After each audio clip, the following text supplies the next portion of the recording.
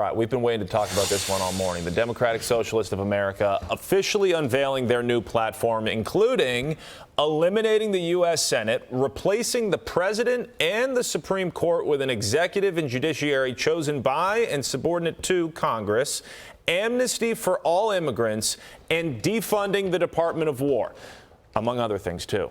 The DSA writing, quote, "If we lived in a classless society and governed ourselves, we could freely build a world without war or poverty, where no one suffers for their race, gender, or religion.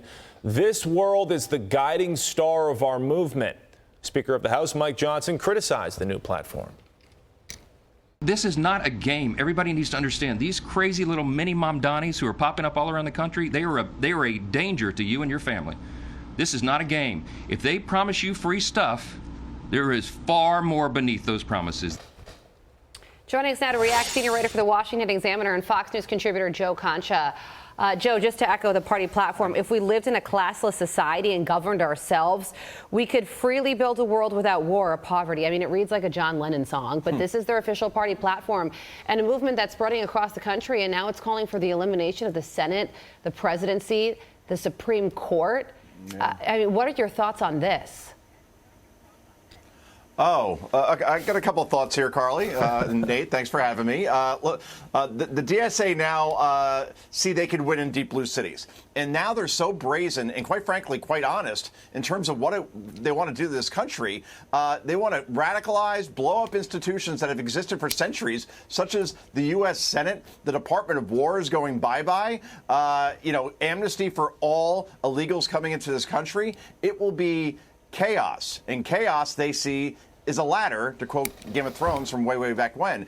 If these folks gain power in a very serious way, outside of becoming mayors of blue cities, they're not only going to blow up institutions like the Senate, they want to add 4 senators through adding Washington, D.C. and Puerto Rico as states. They want to take the Supreme Court and turn it into something that looks like the New York Yankees roster, from like 9 on the court to many, many liberals on there by stacking it. So you could go down the list in terms of what they want to do. And if they think they could, add AOC, for example, as the nominee for president in 2028, she is a Democrat socialist, that will become a reality unless Democrats, establishment ones, and obviously Republicans stand up and say, this is not the country that we want. You're going to have lawlessness. You're going to have one party ruling the country like, a monarchy, not democracy. And that's just a whole bowl of wrong. And everybody has to make this very clear, like Mike Johnson just did. This is not a game. This is serious. And these folks are gaining momentum. They have organization. They have money. They have more power. If they gain power in a real way, this is what the country is going to look like. So the DSA held a call last night, and they responded to accusations or the point of view that they are essentially tearing down American institutions and traditions. And a co-chair for the DSA essentially said that our government has been in place for more than 200 years, and they think that it's not working. Is there a government that you've seen over the past 250 years that's working better? The American experiment is going quite well. Thank you very much, Nate. And that's the thing, right? I mean, but there are enough people out there right now who think that the system is keeping them down, is making them happy, that they can't afford anything as a result of the system, especially young voters, Ivy League voters that graduated from places like Harvard, like Columbia, like Yale, like UPenn, and so on. So they could throw out this message, and enough people are out there, especially through social media. It's easy to get that message. It's like taking a flamethrower to dry grass and saying the system's broken. We have to change everything. At least in blue cities that may work, but I think in swing states, I think in the end, Nate, you have a Senate race in Michigan.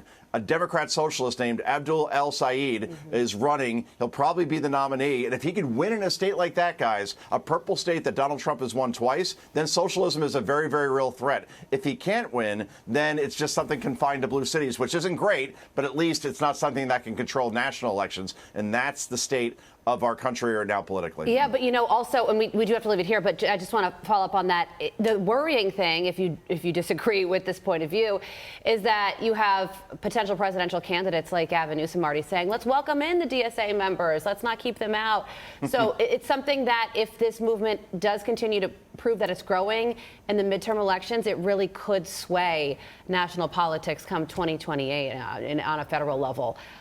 Shocking platform, but that is the state of the day today. Joe, we do have to leave it there, but thank you so much for joining us. We appreciate it. Thanks, Joe. All right. Thanks, Carly. Thanks, Nate. Take care. You bet. Be sure to like and subscribe for all the Fox News latest on YouTube and catch full shows streaming now on Fox One.